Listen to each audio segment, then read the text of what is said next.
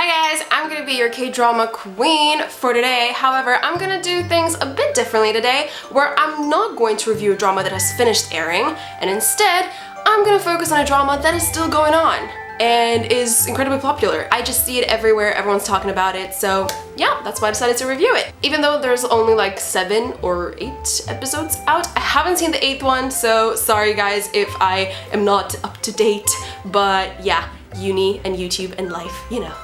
The drama I'm talking about is called K2, and from what I've seen in the trailers, it revolves around a bodyguard who obviously is super handsome and undefeatable and is a pretty boy. So, you know, a typical K-drama male protagonist. As if we haven't seen that one before. But before I get into talking about the actual drama, I just want to let you know that today I'm not going to focus on characters, plot, soundtrack, you know, in those kind of categories. What I'm gonna do is I'm gonna go down the list of all the notes I made. I'm literally gonna go down and read what I wrote for each episode, and then I'll try to elaborate if I wasn't too specific. Okay, episode 1, religious, ... Interesting. Alright, so what I meant by this is that I noticed this kind of religious ambiance in the drama, which was shown in the soundtracks, and you can just sense it because, you know, the little girl was sent to the nunnery, and there's just a lot of this religious spirit going on throughout the entire drama, and I really like it because as someone who was brought up outside of religion, I think it's really interesting, I think it's fascinating, so yeah, I thought it was really refreshing. It's something that I didn't really see in a lot of dramas that I've watched. Next, why the heck is she running so overdramatically? If her purpose is to run away, she should just run. If her purpose is to see who is behind her, she should just slow down and turn around. She can't see anything in a frenzy anyways. Okay, here I'm referring to Anna and the decision of directors to make her look like she's running away from a tiger. As if he's like literally behind her and she's like, oh my god, no, no, no. Like she's in a frenzy, she's losing her balance, she's all over the place. I get it, she's distressed, I get it, she's barefoot, but when we're in this flight or fight mode, we have instincts, we're still kind of animals in a way. And our movements, our thoughts, they get much more efficient. We start thinking clear because we're in this situation of it's kind of like almost life and death, because she surely thinks of it that way. So I don't know, it just wasn't really real to me. And they spend way too much time showing that. Like 5 minutes of just constant shots of her running away. I get it, Yuna's beautiful. I know we want to see her on the screen 24/7, but make her do different things and then it's gonna be interesting. Next. Also super awkward Spaniards, bad acting, and those gays were so awkward. First of all, I just want to make it clear, I'm not trying to discriminate anyone according to their gender, sexual preferences, anything. I don't care. But the acting of the foreigners in this drama, especially in the first episode, was ridiculously bad. So terrible, just bleh. And just the way a lot of Europeans were portrayed was really kind of stereotypical, like that one beggar that just hung on to K2 and was like, oh, give me money, like beggars don't do that on the streets, okay? Just because he's in Europe doesn't mean that everyone's a lot more open and they're gonna like invade your personal space like that gay Spaniard did. He came up to K2, started flirting with him, even though K2 looked like a beggar. He was dirty, I think he had blood on his face, he had like a hat, like he was just not someone that anyone would want to flirt with. Next. Why the heck do all 3 lanes of cars stop if she only covers one next to the sidewalk? She's not a massive hippo. Alright, I have to explain this one. Remember that time when Anna falls on a pedestrian crossing next to a sidewalk and then the cars start beeping because it's green light and things like that? She's tiny and she fell in front of 1 lane of cars. Why would all the lanes stop and start beeping? I don't get it. It just looked so Korean drama-ish. Like too dramatic, too like, oh, I'm gonna fall on the sidewalk and everyone's gonna stop. Next, the fight scenes aren't bad. Nice camera work. The turning around in the subway, making a 360 circle around 2 policemen and him. Yes, the camera work is really well done. The fighting scenes are really well rehearsed and they don't look fake. So that is really, really refreshing because, oh, we all know, as K-drama fans, sometimes even our favorite dramas have some of these most cringiest fight scenes. Next, I'm digging the dramatic religious music. So, in terms of first episode, I liked it enough to continue watching, but literally half of me only wanted to continue to watch it to see if it gets worse or if it doesn't get better, because the first episode, to be honest, did not impress me. I was like, about it. So, I don't know, let me know if you guys felt that way after the first episode as well. Alright, episode number 2. Where did he get the military cap from? Huh? See, this is the problem with writing notes and like not specifying what I'm talking about. If you guys know what I'm referring to, please let me know in the comment section, because what was I even thinking? Episode 3. Why would he make her drive when he kidnapped her? She has all the power to go anywhere or kill them both. Yeah, I was very surprised when K2 took Yujin as a hostage and he made her drive. I've never kidnapped anyone, so guys, please let me know. Is this something that you do? Do you make your hostage drive you wherever you need to go rather than driving yourself? Because by putting her behind the steering wheel, you're literally giving her the power to speed up like crazy and just crash the car into anything, killing them both. Obviously, looking at Yujin's character, she wouldn't do it, but still, like, it's just a bit too risky. Next. WTF, why couldn't her guards take care of the motorcyclists earlier? Yeah, as much as I love the motorcycle chasing scene, it was really interesting, it was really nice. Even though it was pretty long and it took a big chunk of the 3rd episode, I still really enjoyed it. It was really well shot, you know, you could really feel the speed. But in terms of kind of coherency of the plot, why wouldn't the guards kill them because they thought that they were on the K2 side, but K2 is a bad guy to them at this point, so why wouldn't they just get rid of them regardless? Like, it makes no sense. Next, he has so much blood on his head, but they said he fractured his thumb? Exclamation point, question mark.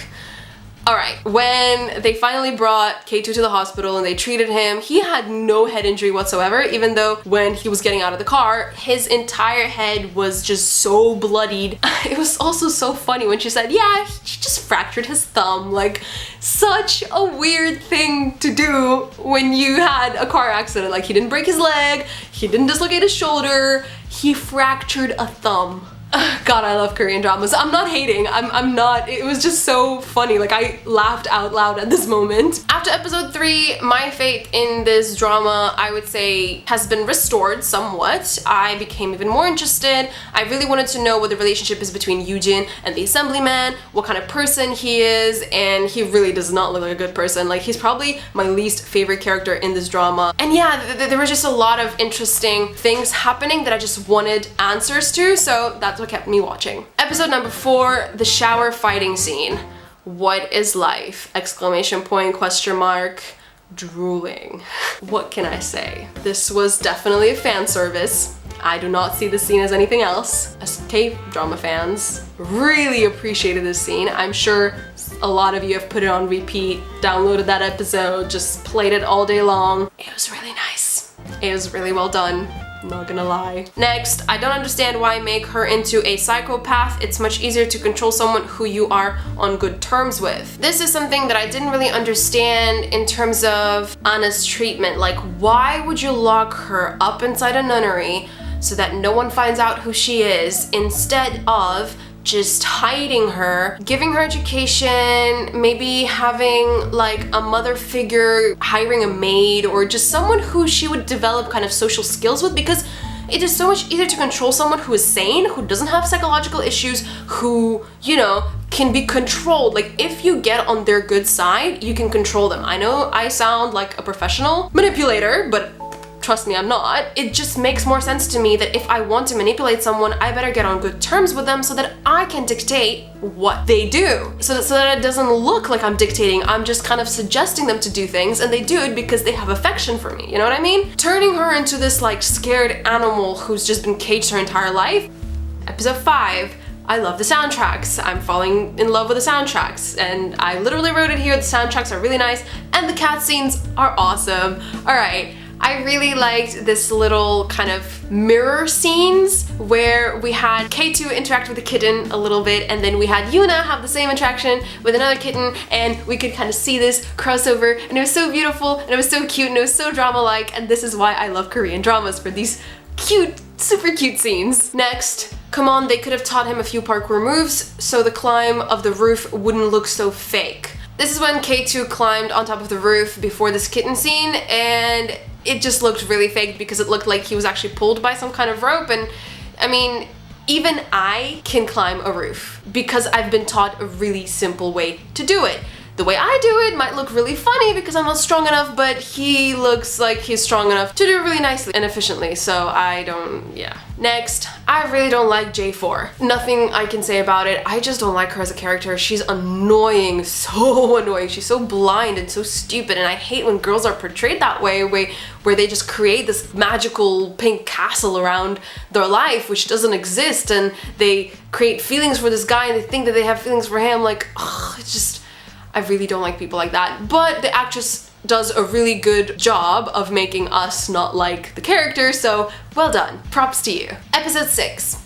How did they manage to go to a park without paparazzis following them if she is a top star and he is an assemblyman? Question mark, exclamation point.